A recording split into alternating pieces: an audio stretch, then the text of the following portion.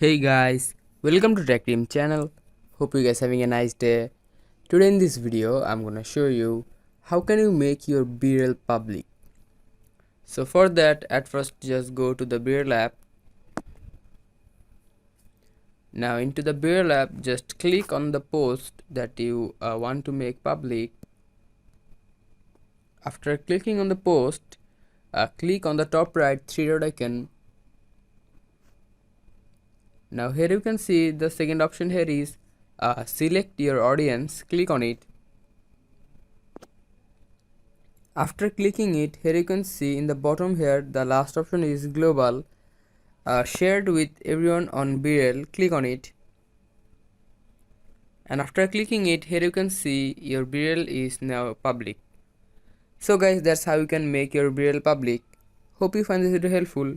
If you find this video helpful, then give a thumbs up and don't forget to subscribe the channel. Thank you so much for watching the video.